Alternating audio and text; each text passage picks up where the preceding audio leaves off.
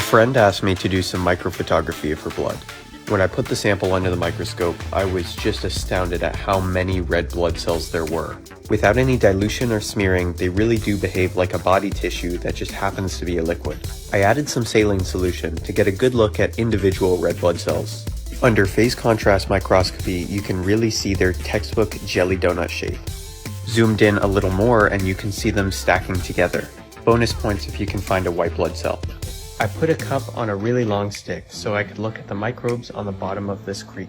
Since it's sunny and warm and the water is clear, I knew I would find diatoms. If you don't know about diatoms, here's the rundown. They're phytoplankton that are encased in glass. They produce 20 to 50% of the Earth's oxygen. And these glass casings can have structural color. That's the same kind of color that's in butterfly wings without pigment.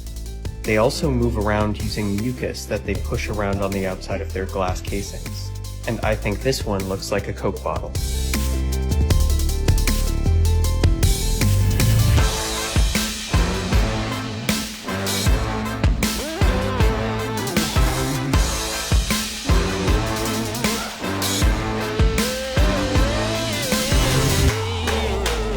If you take two sheets of polarized film and hold them perpendicular to each other, they'll block out almost all the light. But if you put something between them and that changes the polarity of the light, you can see those changes. We're going to use this to observe the muscles inside of mosquito larvae. So check this out. As the muscles change orientation on the slide by contracting, they also change color. This is because muscle tissue changes the polarity of the light as it passes through. That allows different wavelengths of light to pass through the second filter. This whole series of manipulating the orientation of light allows us to see these mandible muscles in clear detail. This is the same technique that I used in my mosquito larvae video.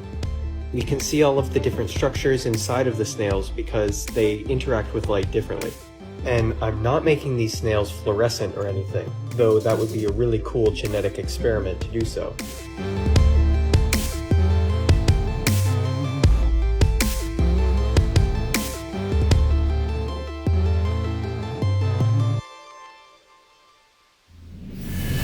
When most people visit this conservatory, they're really just interested in the plants, but I'm interested in this water. The nutrients from the plants wash into this water and grow some really interesting organisms.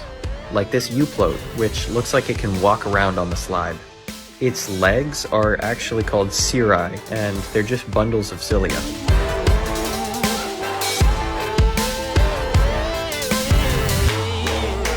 Now we know greenhouses have cool microbes.